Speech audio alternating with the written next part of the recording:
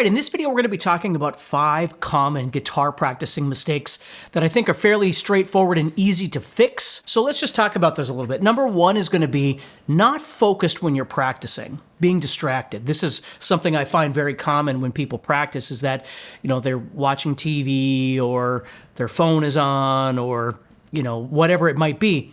Sometimes when we're dealing with a limited amount of time to actually spend practicing, the most important thing that we can do is really give 100% of our concentration to what we're doing at the moment with the practice of the guitar. So avoiding, distractions, staying focused. I've always taught it as focused practice, making sure that when you do grab the guitar, even if it's for 10 or 15 minutes, you're giving everything that you've got in concentration to those 10 or 15 minutes. Number 2 is going to be practicing with a goal in mind. Now, there's nothing wrong with random practice, meandering, if you will. And again, this would go to, the TV's on and you're just kind of noodling on the guitar. There's nothing wrong with that. I just don't consider that a practice. I just consider that holding the guitar and doing stuff, and there's nothing wrong with that. And noodling or meandering is perfectly fine as well, but you have to understand that you're not going to accomplish a particular goal if you don't have something specific to work on. So you want to set yourself up with some sort of a plan. Right? What are the goals that you're trying to focus on? Maybe you're trying to make a chord faster, or, chord changes better, or you're trying to develop your bar chord, or you're trying to learn a particular scale or a particular position on the guitar, or you're trying to work on a particular technique. Have these ideas, have these goals in mind when you're doing this. And that way, when you sit down and actually practice, you know exactly what you're going to work on. And I always tell people one thing that's really important to do, which is going to be number 3, is develop a practice routine. Now, you could develop a daily practice routine, but I think what works really great is developing a weekly practice routine. So let's say your goal is to get better at your technical skills, right? You want to get faster, or you want to get more articulate with the things that you're learning, maybe some licks or the way you move across the fretboard, the positions of a particular scale, whatever it might be. That becomes something that maybe you'd want to practice on a daily basis. You might develop a routine, a 20 or 30-minute routine of just, running through a particular scale or a particular lick or pattern that you're working on, or a particular technique. Whatever those things might be, and not overwhelming yourself, but thinking about what are the core basics that I need to practice on a daily basis that will benefit everything that I do on the guitar. Sometimes we find some little lick or some sort of thing, and there's nothing wrong with that. But if you think about holistically trying to improve on the bigger picture things that you need as a player, let's say it's not technique, let's say it's creative guitar soloing, improvisation, right, in a melodic sense, or you need to develop your phrasing better, or whatever it might be. Again, that might become something that you need to do on a daily basis, and maybe your technique isn't something that's high on your priority list, relatively speaking, right? Everybody needs a little technique, but just saying that, you're not trying to die hard with your technique, you just need it to supplement the way that you like to play. Well, then maybe your technique is something that you focus on 2 or 3 or 4 days a week, but every single day you work on creative practice, right?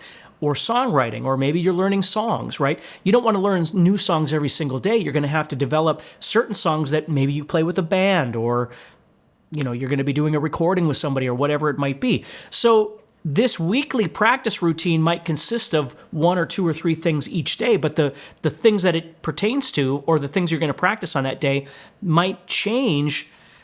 So you kind of hit multiple different things, from technique to visualization in your fretboard, to music theory, to creative practice, to, memorizing, developing songs, to songwriting. There's all kinds of different things that you could do, but having a plan in mind. So the 4th one for me is practicing things too fast. We don't have a lot of time, or we're just not paying attention, and we practice things too fast, and we're not really developing the quality of what we're doing.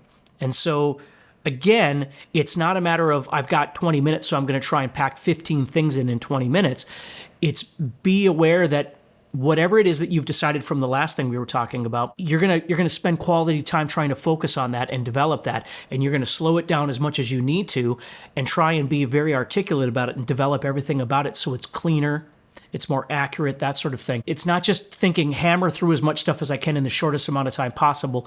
But if I don't have a lot of time that day, I'm not going to get to everything, but I'd still like to do a focus practice on this thing that I really need to develop. Another one would be overlooking weaknesses. Like this happens a lot where people find that they're really good at pentatonic, for instance, or whatever it might be. And they're really developing that and it's coming along and it's great and they're practicing. I think that's wonderful. And you want to keep trying to, develop that further and further. Absolutely.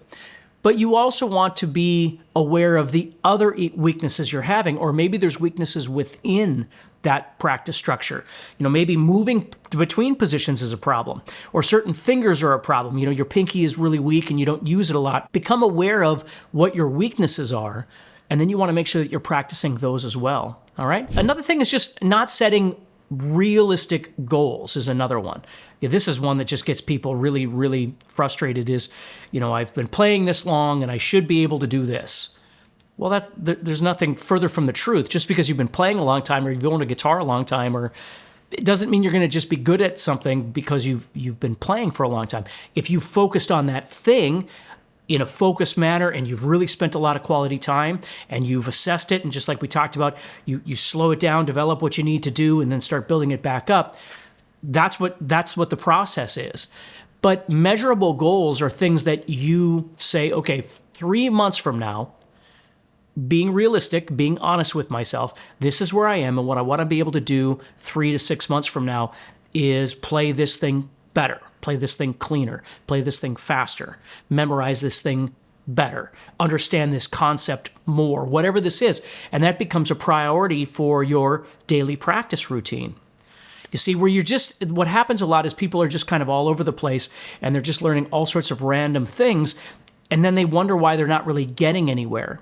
Now, again, I'm not one to tell you that you do or don't have to do anything. You can do whatever you want as long as it's making you happy. But if you're feeling like you're not achieving your goals, these are some things that I think could be really important for you to start thinking about a little bit. Okay? And I also want to remind you that, if you do struggle with trying to organize yourself, get your goals set, how to practice properly, what kinds of things that you need to actually be working on to achieve these goals that you have, you can always check out the Guitar Zoom Academy.